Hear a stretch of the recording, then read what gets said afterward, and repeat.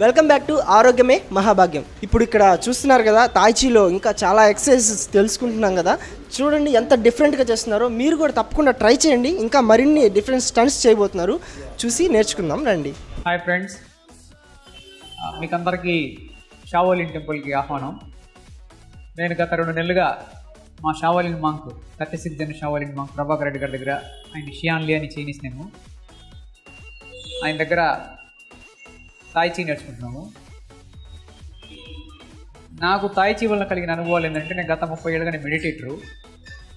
ఈ తాయిచీ నేర్చుకున్న తర్వాత నేను థాట్లెస్ స్టేజ్లోకి సులభంగా వెళ్ళడం జరిగింది. నిద్ర కూడా ఎలాంటి కలలు లేకుండా థాట్లెస్ స్టేజ్లోనే నిద్రపోవడం కూడా జరిగింది. అంటే సరిగా నిద్రపోలేని వాళ్ళకంతా కూడా ఈ తాయిచీ నేర్చుకుంటే ఎంతో ఉపయుక్తంగా ఉంటుంది. ఈ తాయిచీ ఏంటంటే, మామూలుగా మనకు మార్షల్ ఆర్ట్స్ అంటే ఈ కొట్లాట్ల గురించి కానీ దాని గురించి యుద్ధ కళల గురించి తెలుసుకుంటారు, కానీ ఈ ఇంటర్నల్ మార్షల్ ఆర్ట్స్ వల్ల జరిగే ఉపయోగాలు తెలీదు. నేను జిమ్కి కూడా నాకు వెళ్ళే అలవాటు ఉంది. ఈ తాయిచీ నేర్చుకున్నందువల్ల ఇన్నర్గా ఆర్గాన్స్ అన్నీ కూడా స్ట్రెంగ్త్ పొందడం అనేది నాకు చాలా స్పష్టంగా తెలిసింది. అదే కాకుండా అంటే నాకు మెడిటేటర్ కాబట్టి నాకు బాడీలో ప్రాణవాయువు ఏ విధంగా చాలా free flow of energy flow అవుతుందో మనకు చాలా స్పష్టంగా తెలుస్తుంది. ఈ తాయిచీ నేర్చుకున్నందువల్ల మనకు జబ్బులు రావు అంటే కారణం ఏంటంటే, ఇన్ను యాంగ్ అని 2 ఎనర్జీస్ మన బాడీలో ఉంటాయి. ఇన్ వచ్చి ఫిమేల్ ఎనర్జీ, యాంగ్ వచ్చి మేల్ ఎనర్జీ. ఎప్పుడైతే ఇన్ అండ్ యాంగ్ 2 ఎనర్జీస్ కనుక సమపాళాల్లో కనుక ఉంటే ఆరోగ్యంగా ఉంటారు, జబ్బులు వచ్చేదానికి అవకాశం లేదు, దీర్ఘకాలం బతికేదానికి కూడా అవకాశం ఉంటుంది.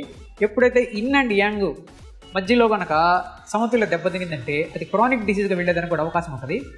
మరణ సమయంలో ఇన్ను యాంగ్ పరిపూర్ణంగా వాళ్ళకి ఎలాంటి లేకుండా ఇంబ్యాలెన్స్ అని ఉన్నందువల్ల ఆ మరణం సంభవించేదానికి అవకాశం ఉంది. ఎప్పుడైతే ఇన్ను యాంగ్ని ఆ energies male and female and బాడీలో తాయిచీ ద్వారా మనం కనుక బ్యాలెన్స్ చేసుకోగలిగితే దీర్ఘకాలం ఆనందంగా బతికేదానికి కూడా అవకాశం ఉంటుంది. మేము సార్ గారు మా మాస్టర్ గారి దగ్గరికి వచ్చినప్పుడు మేము అడిగింది ఏంటంటే, ఈ తాయిచీలో ఎన్ని స్టెప్స్ ఉన్నాయంటే 3 లెవెల్స్ ఉన్నాయని చెప్పారు. మాది మొదటి లెవెల్లో పూర్తయింది. గత 2 నెలలుగా మేము ప్రాక్టీస్ చేస్తున్నాము. నేను నా మిత్రుడు జే శ్రీనివాసు. నేను చెప్పదలుచుకుంది ఏంటంటే, మెడిటేటర్స్గా ఉండేవాళ్ళు వాళ్ళు ఏదైనా కారణాల వల్ల వాళ్ళు చేస్తున్న సాధన ఆపేసి దిక్కు తెలియని స్థితిలో ఉండేటప్పుడు ఈ తాయిచీ నేర్చుకున్నందువల్ల మనకు observation of breath in and out అనేది ఎలా ఉంటుంది. తాయిచీలో ముఖ్యంగా మనం తెలుసుకోవాల్సింది ఏంటంటే, బ్రీత్, బాడీ, మైండ్, కాన్సన్ట్రేషను, ఈ 4టికి మధ్యలో ఉన్న పరిపూర్ణమైన కొహరెన్స్ అనమాట. అక్కడ ఆ సమన్వయం అనేది ఉన్నప్పుడే మనకు తాయిచీలో పర్ఫెక్షన్ వచ్చేదానికి అవకాశం ఉంటుంది. అంటే మనం చేసేటప్పుడు కూడా observation of breath in and out చాలా స్లో మూమెంట్లో రావడం, అదంతా కూడా మనలో ఏంటంటే మనం వేగాన్ని తగ్గించడమే కాకుండా మనకు ఒక పరిపూర్ణమైన మన బాడీ పట్ల ఒక పరిపూర్ణమైన అవగాహన, మన బిహేవియర్ ఏ విధంగా ఉంటుంది అనేది కూడా తెలుస్తుంది. దీనిలో ఏముందంటే, మనకు క్రమంగా సాధన చేసే కొద్దీ మన బాడీ వివేకానందుడు చెప్పినట్టుగా మన భారతదేశానికి ఉక్కు శరీరాలు, ఇనుప శరీరాలు, ఉక్కు కంట్రోల్ కానీ యువత కావాలని చెప్పారు. అలాంటి దేహాల్ని మనం పెంపొందించుకోవాలి అంటే తాయిచీ, కిగాంగు, తర్వాత నెయ్కుంగు, ఆ చికుంగు లాంటి ఇంటర్నల్ మార్షల్ ఆర్ట్స్ కన్నా నేర్చుకుంటే, అది చిన్నపిల్లల స్థాయి నుంచి కనుక నేర్చుకోగలిగితే మన శరీరాలు కూడా చాలా దృఢంగా అయ్యేదానికి అవకాశం ఉంటుంది.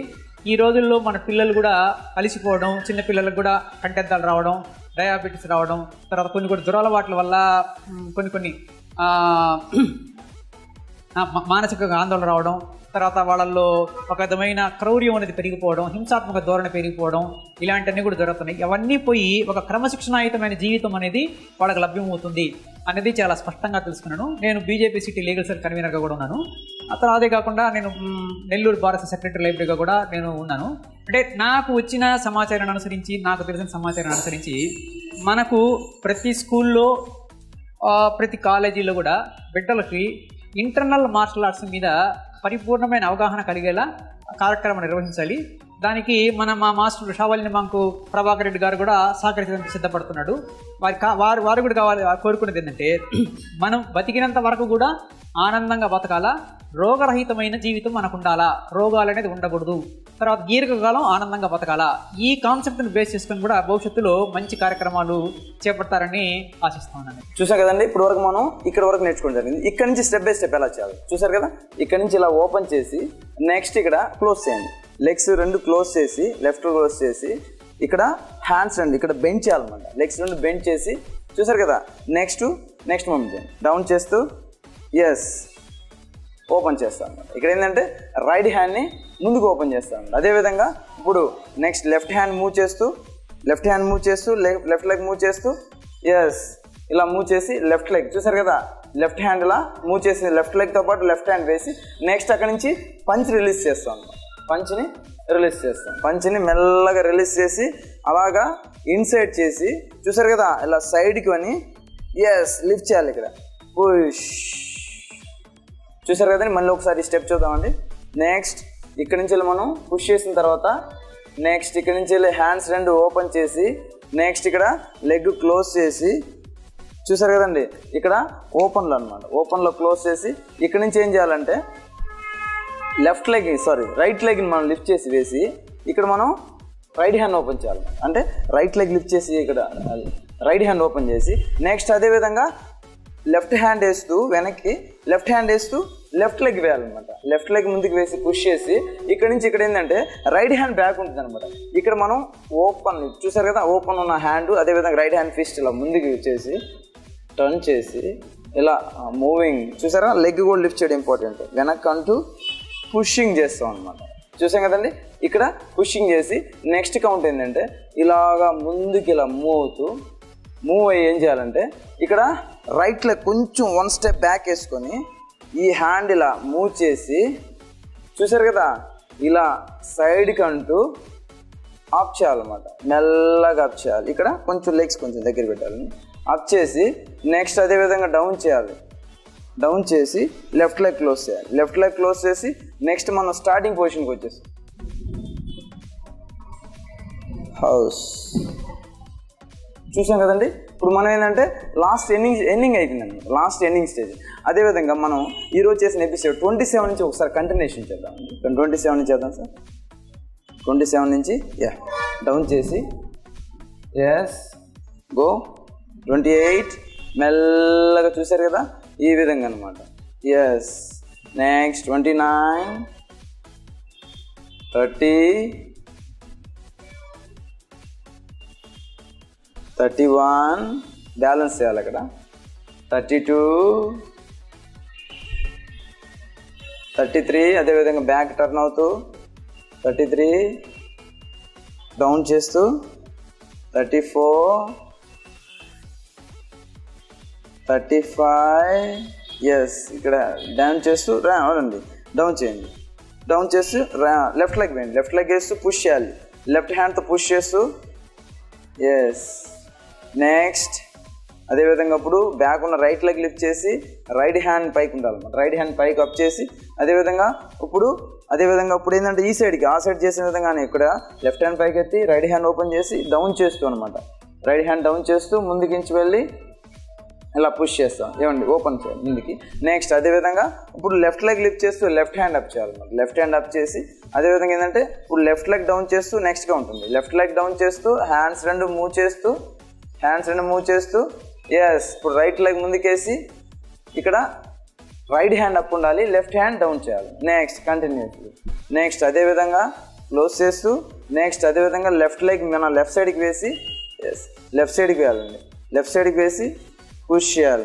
పుష్ చేసిన తర్వాత నెక్స్ట్ అక్కడి నుంచి నెక్స్ట్ బ్యాక్ ఎస్ క్లోజ్ చేసి అక్కడి నుంచి ఏంటంటే ముందుకి లెఫ్ట్ లెగ్ ముందుకేస్తూ రైట్ హ్యాండ్ డౌన్ చేయాలన్నమాట. రైట్ హ్యాండ్ డౌన్ చేసి అదేవిధంగా అప్పుడు లెఫ్ట్ లెగ్ కొంచెం ముందుకు వేసుకుంటూ లెఫ్ట్ హ్యాండ్ పుష్ చేస్తూ రైట్ హ్యాండ్ వెనక్కి లాగాలి. అక్కడి నుంచి అలాగే విధంగా ఇప్పుడు రైట్ హ్యాండ్ ఇటు సైడ్ టర్న్ చేసి రైట్ సైడ్ టర్న్ చేసి నెక్స్ట్ లెఫ్ట్ లెగ్ క్లోజ్ చేసి 2 హ్యాండ్స్ క్లోజ్ చేసి బాగా కొంచెం సిట్టింగ్లో కూర్చోవాలి.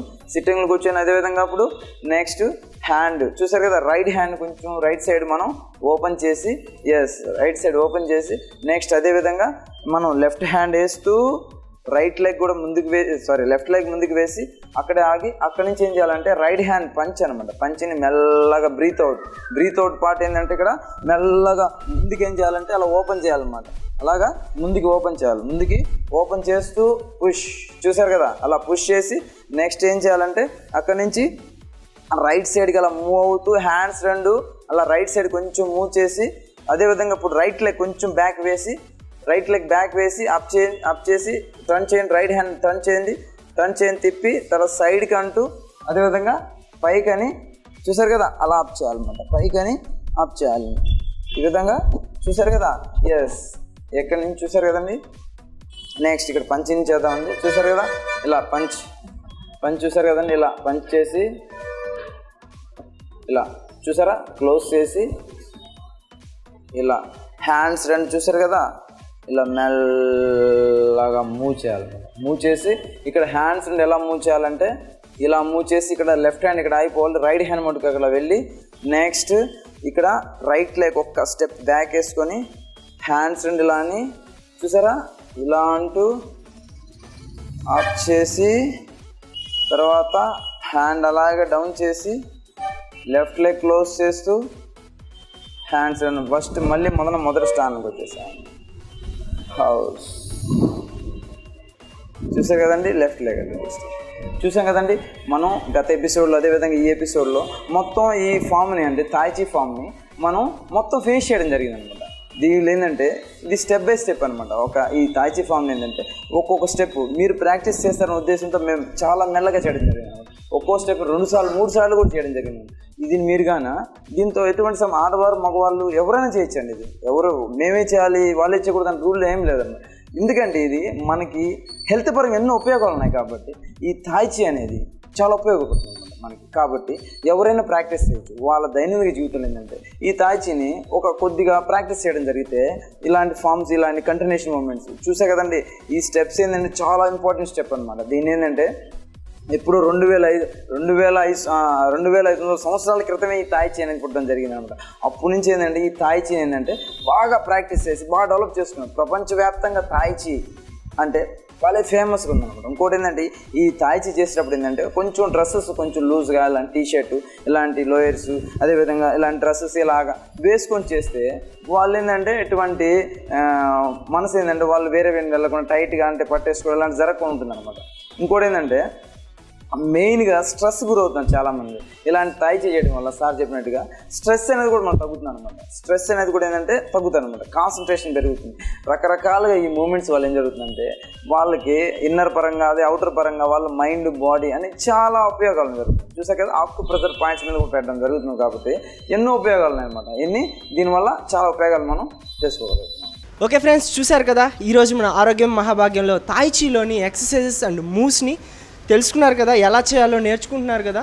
చూసి మీరు ట్రై చేయండి, ఇంట్లో చేయండి. దాదాపు చాలా వరకు పనుల్లో పడిపోయి ఆరోగ్యం గురించి ఆలోచించడం మర్చిపోయారు.